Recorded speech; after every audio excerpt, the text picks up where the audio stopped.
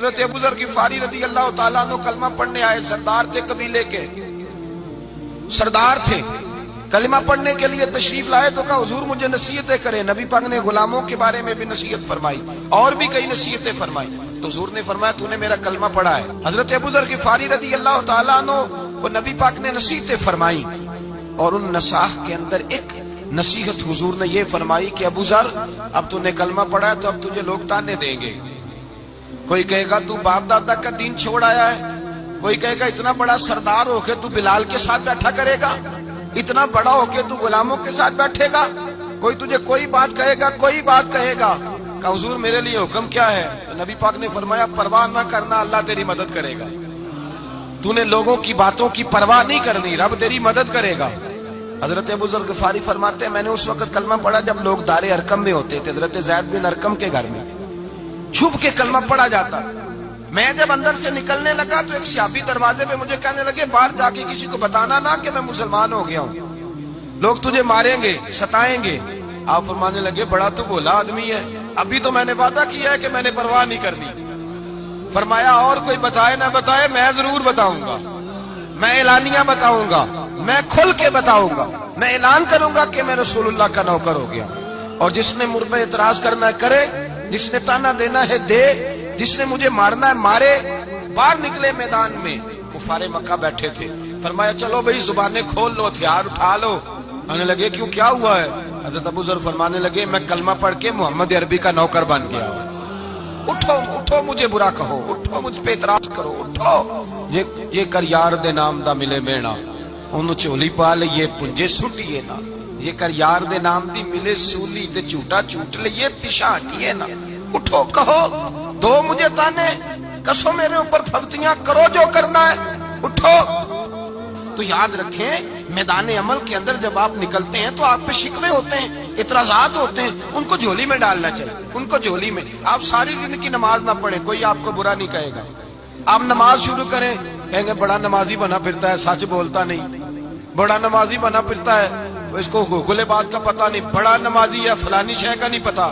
تو میں نے کہا بھائی تو نماز کو سائیڈ پہ ہی رہنے دے، نماز کو سائیڈ۔ آپ یقین کریں یہاں تک لوگ تانا دیتے ہیں، انسان گاڑی چلا رہا ہے، موٹر سائیکل چلا رہا ہے، کئی دفعہ ایسے بھی ہوتا ہے۔ ایک بچہ مجھے کہنے لگا حضرت جی میں نے داڑھی رکھی ہوئی ہے تو میرے سے موٹر سائیکل کی بریک نہیں لگی۔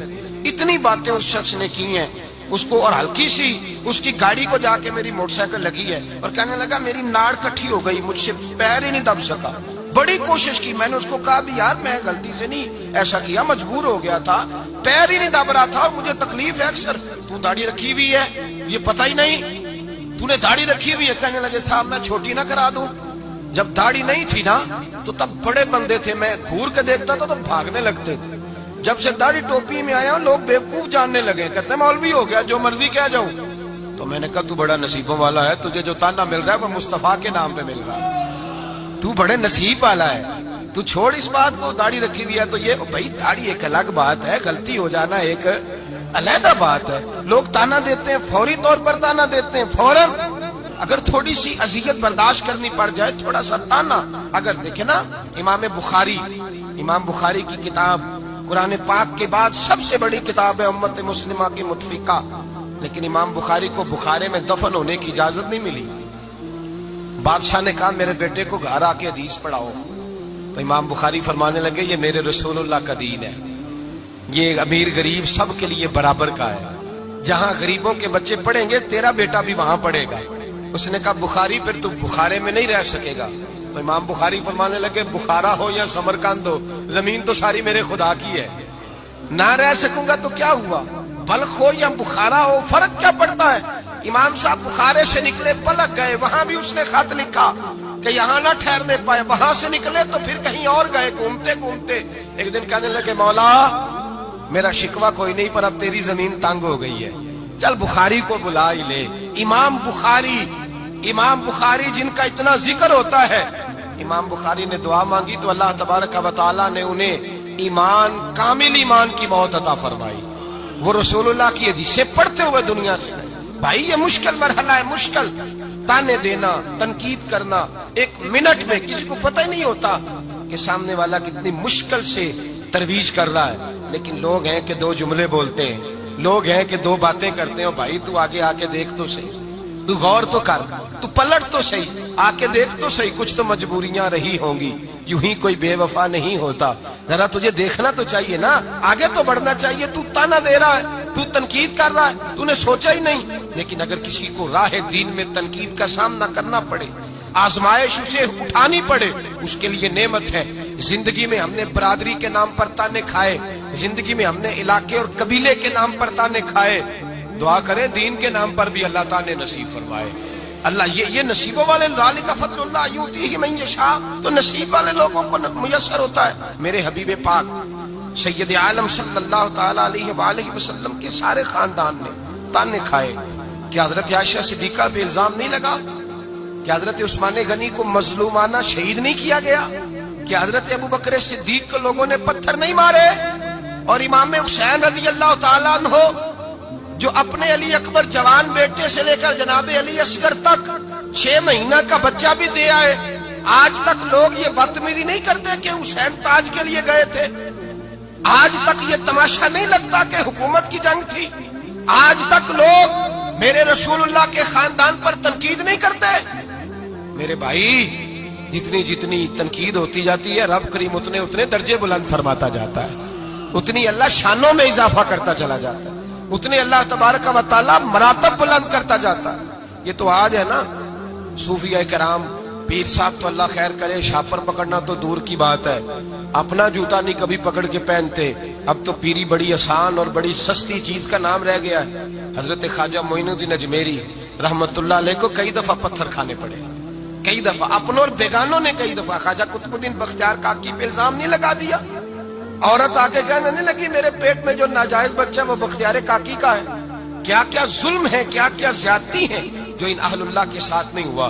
انہوں نے دل کھول کے، سینہ کھول کے تانے برداشت کیے، رسول کائنات سید عالم صلی اللہ علیہ وسلم کی سنت سمجھ کر ان لوگوں نے ان تکلیفوں کو، آزمائشوں کو برداشت کیا۔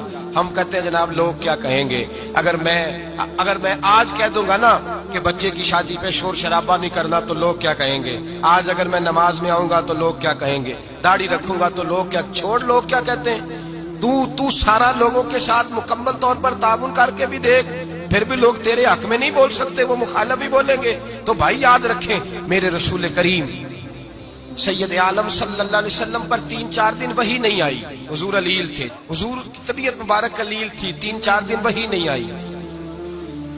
ام جمیل ابو لہب کی بیوی تھی، اس نے شور کرنا شروع کر دیا پورے مکے میں، کہنے لگی معاذ اللہ، محمد ابن عبداللہ صلی اللہ علیہ وسلم کا رب انہیں چھوڑ گیا ہے، چھوڑ گیا۔ اس نے تو یہ بات اپنے لب و لہجے میں کہی نا، حضور پریشان ہوئے کہ میرا رب بھی کبھی مجھے چھوڑ سکتا ہے، یہ بھی ہو سکتا ہے۔ لیکن اس نے جب یہ بات کہی تو دیکھیے اللہ نے کیا اعزاز دیا، فرمایا وَالضُّحَىٰ وَاللَّيْلِ إِذَا سَجَىٰ مَا وَدَّعَكَ رَبُّكَ وَمَا قَلَىٰ، کہا محبوب نہ تیرے رب نے تجھے چھوڑا ہے، نہ تیرا رب کبھی تجھے چھوڑے گا، یہ کیسے ہو سکتا ہے؟ اور پھر لفظ کتنے خوبصورت، فرمایا وَالضُّحَىٰ، مجھے تیرے چمکتے چہرے کی قسم ہو، وَاللَّيْلِ إِذَا سَجَىٰ، تیری کالی زلفوں کی جب چہرے کے گرد چھا جاتی ہیں، گویا رب فرماتا ہے حبیب تھوڑے وقفے سے بات کرنا تو اور بات ہے، میں تو تیرا مکھڑا بھی دیکھتا رہتا ہوں، فَإِنَّكَ بِأَعْيُنِنَا، تو میری نظر میں رہتا ہے۔ تو بھائی وہ کیا کہہ رہے ہیں لوگ، کس رنگ میں تانا دے رہے ہیں، کس انداز میں بات ہوتی ہے۔ اور میرے نبی کریم سید عالم صلی اللہ علیہ وسلم جوابی طور پر اللہ تبارک و تعالی کس انداز میں محبوب کا دفاع کرتا ہے۔ حضرت سلطان بہو رحمت اللہ تعالی علیہ بس جا رہی تھی تو بس الٹ گئی، کچھ لوگ فوت ہو گئے، کچھ زخمی ہو گئے، تو مسجدوں میں جمعے شروع ہو گئے، کہنے لگے لوگ بابا اگر مشکل کشا تھا تو اس نے بچایا کیوں نہیں، بابا مشکل کشا تھا تو اس نے، ہوتے ہیں نا یہ باتیں۔ تو سنی کہتا ہے میں پوچھ کے بتاؤں گا حضرت صاحب سے، کوئی جواب نہیں آتا اسے، حالانکہ اگر اس کی سیاسی جماعت پر اعتراض ہوتا تو اسے فوراً جواب آنا تھا۔ کہنے لگے لو جی بچایا کیوں نہیں، خطبے ہونے لگے، مشترکہ خطبہ سارے اسی موضوع پہ، بابا مشکل کشا تھا تو بچایا کیوں نہیں۔ میں اس حج میں شریک تھا جس حج میں کئی ہزار بندے منا میں شہید ہو گئے، تو میں نے وہاں کھڑے ہو کے ایک شخص سے کہا، میں نے کہا ادھر آنا، یہاں اللہ کے گھر آئے ہوئے تھے تو 4000 بندہ فوت ہو گیا، اس نے بچایا کیوں نہیں، کیوں نہیں بچایا؟ کرین گر گئی تو 150-200 بندہ حرم شریف کے عین خانہ کعبہ کے ساتھ انتقال کر گیا. خدا کے گھر گئے تھے حج کرنے, احرام باندھے تھے, طواف کرے, بچایا کیوں نہیں؟ یعنی کہ آپ یہ کیا بات کر رہے ہیں؟ میں نے کہا حکمت اور ہوتی ہے, طاقت اور ہوتی ہے. فٹافٹ اعتراض کر دیتے ہیں لوگ, 1 منٹ لگاتے ہیں اعتراض کر دیتے ہیں. ہماری قوم فٹافٹ بھول جاتی. بھائی مسجد میں بم بلاسٹ ہوتا ہے, مسجد میں بم بلاسٹ ہوتا ہے, اتنے سارے نمازی شہید ہو جاتے ہیں. خدا مشکل کشا نہیں, حاجت روا نہیں, بندوں کو بچا نہیں سکتا؟ بچتے ہیں بندے, لیکن رب فرماتا ہے جو میرے رستے میں جائے گا میں شہادت کا درجہ عطا کروں. لوگ فٹافٹ اعتراض کر دیتے ہیں, فٹافٹ شکوہ کرتے ہیں.